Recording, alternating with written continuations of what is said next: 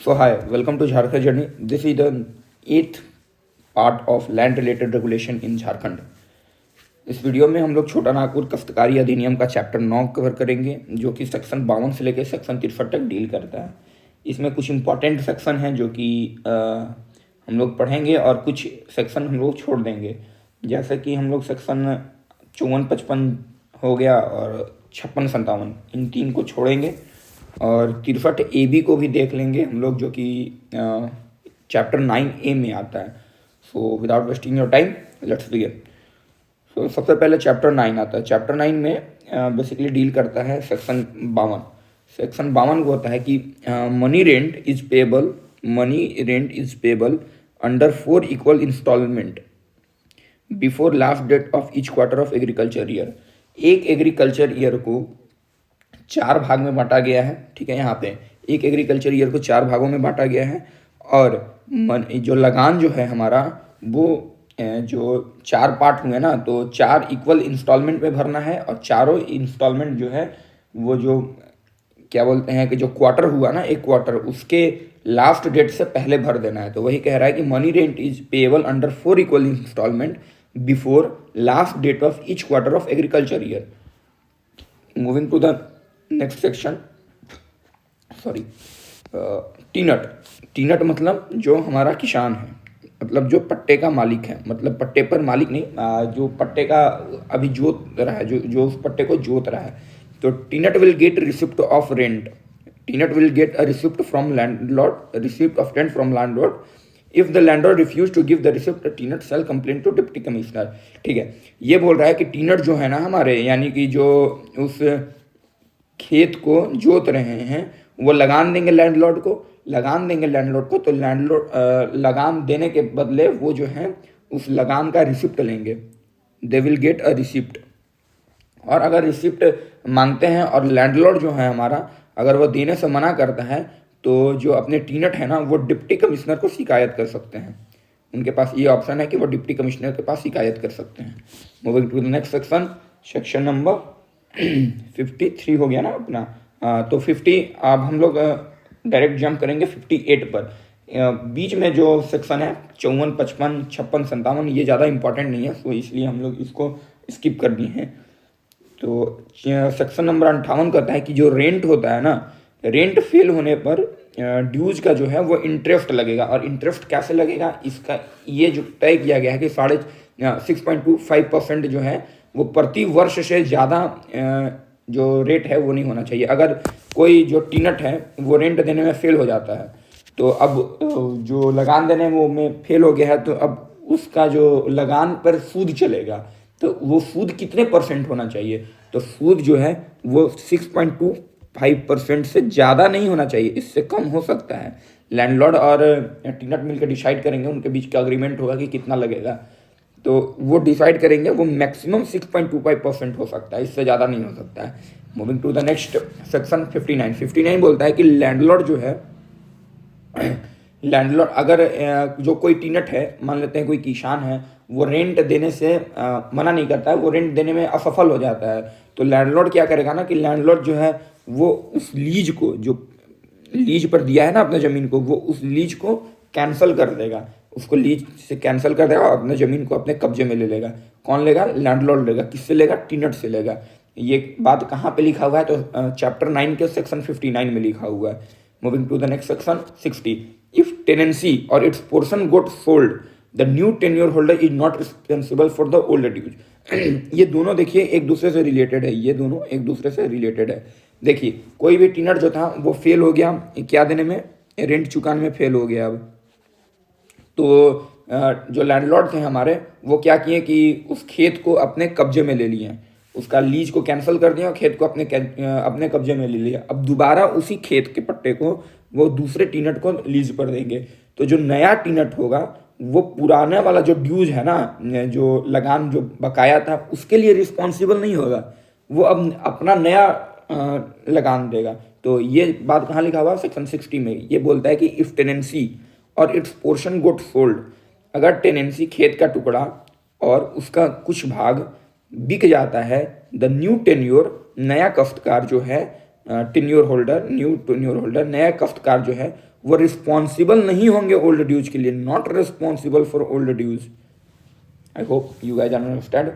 Moving to the next section. अब आता है 61 है कि 61 में है ना कि अगर कोई किसान जो है, अगर कोई टीनट्स जो है वो पैसा नहीं दे पाता है, पैसा नहीं दे पा रहा है, तो वो पैसा के बदले क्या देगा। जैसे कि उस खेत पे जो उपज रहा है उसकी कुछ पोर्शन जो है वो लगान के रूप में उसको देगा। मतलब कि बेसिकली जो बेसिकली 61 कहता है कि कम्यूटेशन हो जाएगा, commutation of rent payable in kind. मतलब कि पेबल इन काइंड, जो रेंट जो है वो काइंड के रूप में पे होगा। तो काइंड किसको बोलते हैं, किसी भी प्रकार का मीडियम जो कि पैसा न हो उसको हम लोग काइंड के रूप में मानते हैं। तो rent is when rent is agreed to be paid in kind, जब रेंट जो होता है वो लैंडलॉर्ड और टेनेंट के बीच में अग्रीमेंट हो जाता है कि वो काइंड के रूप में पेमेंट होगा, तो जो लैंडलॉर्ड जो है अपना वो एक एप्लीकेशन लिखेगा, किसको, डिप्टी कमिश्नर को या फिर रेवेन्यू ऑफिसर को।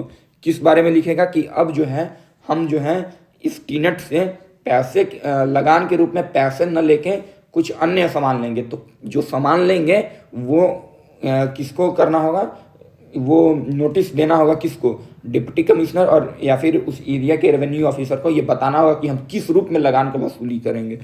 और सेक्शन 62 कहता है कि रेंट कमीशन अंडर सेक्शन 61, मतलब कि जो पैसा अब तो नहीं दे रहा है कि बाकी जो काइंड दे रहा है, मतलब कि धान, मतलब कि जैसे उस खेत पे धान होता है तो धान का कितना भाग जो है वो लगान के रूप में देगा। तो जब ये डिप्टी कमिश्नर और रेवेन्यू ऑफिसर को बताया जाता है तो वो जो है दोनों में से कोई जो है, मतलब जो भी इंचार्ज में होगा उस समय रेवेन्यू ऑफिसर मान लेते हैं, रेवेन्यू ऑफिसर डिसाइड करेगा कि कितना प्रोपोर्शन देना है, उस खेती का कितना प्रोपोर्शन, कितना भाग लैंडलॉर्ड को देना है। तो एक बार अगर वो डिसाइड हो जाता है ना 61 के तहत कि इतना दे देना है ये लगान के रूप में, तो वो 15 साल के लिए अल्टर नहीं किया जा सकता। यानी कि ना तो बढ़ाया जाएगा लगान, ना तो उससे घटाया जाएगा। मान लेते हैं कि अगर 10 किलो चावल देने का लगान है तो 10 से ना 11 किलो लैंडलॉर्ड कर सकता है, ना तो उसको 9 किलो कर सकता है। 10 मतलब 10 देना है। इसको बदलने का अधिकार किसके पास है, इसको बदलने का अधिकार डिप्टी कमिश्नर और रेवेन्यू ऑफिसर के बाद है। ये बदला कैसे जाएगा, तो अब हमारे जो लैंडलॉर्ड हैं वो एप्लीकेशन लिखेंगे किसके पास, डिप्टी कमिश्नर या रेवेन्यू ऑफिसर के पास। वो जो है वो इन्वेस्टिगेट करेंगे और ये तय करेंगे कि क्या सच में लगान बढ़ाने की जरूरत है या कम करने की जरूरत है। अगर ऑब्वियस सी बात है कम करने के लिए तो लैंडलॉर्ड नहीं जाएगा, कम करवाने के लिए तो टीनेट जाएगा अपना, बढ़वाने के लिए लैंडलॉर्ड जाएगा। तो 62 बेसिकली कहता है कि जो भी रेट जो है वो तय हो चुका है 61 के तहत, उसको अल्टर नहीं किया जा सकता है 15 सालों तक। इसका एक एक्सेप्शन है कि ये बस डिप्टी कमिश्नर या फिर कोई रेवेन्यू ऑफिसर के द्वारा ही ऊपर नीचे किया जा सकता है। Moving to the next section जो कि 63 आता है। तो 63 आता है ना कि 63 बेसिकली कहता है कि रेंट पे करने के बाद भी अगर जो लैंडलॉर्ड है वो अधिक पैसा मांगता है, जो कि तय हो चुका है उससे ज़्यादा पैसा मांगता है, तो हमारे टीनेट के पास वो अधिकार है कि वो चले जाएंगे डिप्टी कमिश्नर या रेवेन्यू ऑफिसर के पास, और वो जो है जो मानना, मतलब कि जो रेट तय हो चुका है उससे अधिक पैसा मांगना एक पनिशेबल ऑफेंस है। और उसके लिए या तो उनको 6 महीना के लिए जेल हो सकता है या फिर 500 रुपये फाइन दिया जा सकता है, या फिर वो दोनों होगा, 500 रुपये भी देना पड़ेगा और 6 महीना का जेल भी होगा उनको। तो 63 कहता है कि if a landlord leaves a demand from the tenant, मतलब कि वो डिमांड करते हैं टीनेट से एनी सम ऑफ मनी, कोई रुपया, और एनीथिंग, या फिर कोई भी, जरूरी नहीं कि वो पैसा मांगे या कुछ भी मांग रहा है, in excess of the rent, जो कि रेंट के अलावा जो है, तो वो लॉफुली जो होता है ना कि वो जो कानून के नज़र में जो लैंडलॉर्ड है वो गलत कर रहा है, इसलिए उसको पनिशमेंट मिलेगा। क्या पनिशमेंट मिल सकता है, या तो उसको जेल हो सकता है 6 महीना के लिए, या 500 रुपये फाइन देना पड़ेगा, या फिर वो दोनों कर देना पड़ेगा। ये डिपेंड करता है डिप्टी कमिश्नर क्या उस पर क्या सुनवाई करते हैं और क्या उसको सजा देते हैं। Moving to the chapter 9A, basically 9A chapter है ना कि वो 63A और 63B से डील करता है। ये इंपॉर्टेंट नहीं है इसलिए इसको मेंशन नहीं किए उतना, थोड़ा शॉर्ट में कर दी। ये क्या होता है ना कि वेस्टलैंड जो होता है ना, राज्य सरकार के पास जो भी वेस्टलैंड है, जैसे कि नदी के किनारे या फिर कोई जंगल में वो फिलिंग कर दिए हैं, गड्ढा था, या फिर कहीं भी वो कोई फिलिंग कर दिए हैं, कूड़ा कचरा या कुछ से भी, तो वो जो वेस्ट लैंड है जहाँ पे खेती वेती नहीं हो रहा है, उसका मैनेजमेंट कैसे करना है, ये किसके अधीन होता है? अपने डिप्टी कमिश्नर के अधीन होता है। ये डिप्टी कमिश्नर के अधीन होता है, यही कहता है सेक्शन 63 भी। So that's all for today. अगले सेक्शन में हम कोशिश करेंगे कि चैप्टर 10 और 11 नहीं तो 12, ये तीनों, या फिर 10 अलग 11 12 एक में करके ये तीनों को कंप्लीट कर लेते हैं, और जल्दी से जल्दी ये CNT ख़त्म करेंगे। उसके बाद एक और है, उसको भी ख़त्म करना है।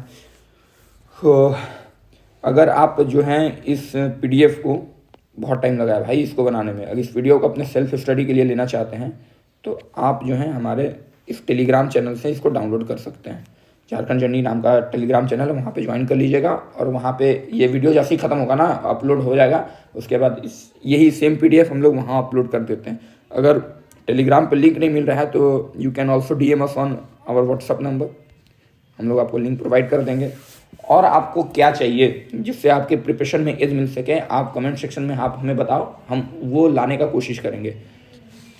तो थैंक यू फॉर ऑल, बने रहिए, हम लोग जल्दी इसको ख़त्म कर लेंगे। Thank you.